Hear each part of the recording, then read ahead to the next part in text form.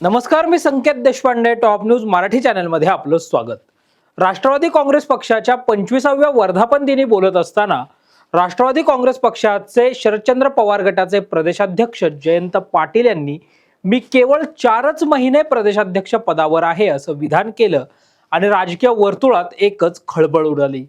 जर जयंत पाटील नसतील तर राष्ट्रवादी काँग्रेस पार्टी शरदचंद्र पवार गटाच्या प्रदेशाध्यक्षपदी नेमकी कुणाची वर्णी लागू शकते हेच पाहूया टॉप न्यूज मराठीच्या या स्पेशल रिपोर्ट मधून.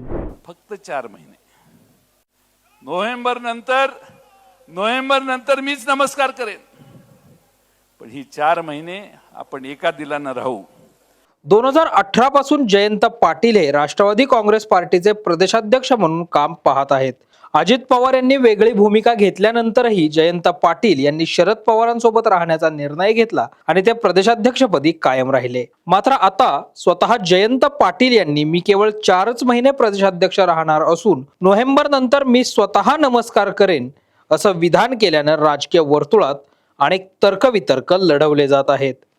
जयंत पाटील यांच्यानंतर राष्ट्रवादी काँग्रेस पार्टी शरदचंद्र पवार गटाच्या प्रदेशाध्यक्षपदी नेमकी कुणाची वर्णी लागू शकते पाहूया ग्राफिक्सच्या माध्यमातून.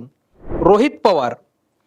कर्जत जामखेडचे आमदार असणारे रोहित पवार हे राष्ट्रवादी काँग्रेस पार्टी शरदचंद्र पवार गटातील युवा आणि आक्रमक चेहरा म्हणून ओळखले जातात. युवा संघर्ष यात्रेच्या माध्यमातून रोहित पवार यांनी संपूर्ण महाराष्ट्रावर फिरत युवकांचे प्रश्न जाणून घेतले होते. युवा चेहरा म्हणून रोहित पवारांच्या गळ्यात प्रदेशाध्यक्ष पदाची माळ टाकली जाण्याची शक्यता आहे. विद्या चव्हाण. विधान परिषदेच्या आमदार राहिलेल्या विद्या चव्हाण यांच्याकडे राष्ट्रवादी काँग्रेस पार्टीच्या शरदचंद्र पवार गटातील अनुभवी चेहरा म्हणून पाहिलं जात असून विद्या चव्हाण यांनी राष्ट्रवादी काँग्रेस पक्षाच्या महिला प्रदेशाध्यक्ष म्हणूनही काम पाहिलंय. निलेश लंके. नुकतेच नगर दक्षिण मधून खासदार झालेल्या निलेश लंके यांची जनसामान्यांचा नेता अशी ओळख असून शांत तितकाच आक्रमक चेहरा अशी लंके यांची ओळख आहे. जनतेमधून असणारी निलेश लंके यांची लोकप्रियता पाहता त्यांच्याकडे शरदचंद्र पवार गटाचं प्रदेशाध्यक्षपद दिलं जाऊ शकतं असं राजकीय वर्तुळात बोललं जात आहे. अमोल कोल्हे. शिरूर लोकसभा मतदारसंघातून सलग दुसऱ्यांदा विजयी झालेले अमोल कोल्हे हे आपल्या हटके आणि धडाकेबाज भाषणांसाठी ओळखले जातात. सर्वांशी असणारे सलोख्याचे संबंध ही अमोल कोल्हे यांची जमेची बाजू असून यामुळेच त्यांच्या गळ्यामध्ये प्रदेशाध्यक्ष पद दिलं जाऊ शकतं. वंदना चव्हाण. राष्ट्रवादी काँग्रेस पार्टीच्या पहिल्या फळीतील नेत्या अशी ओळख असणाऱ्या वंदना चव्हाण या शांत आणि मृदुभाषी स्वभावासाठी ओळखल्या जातात.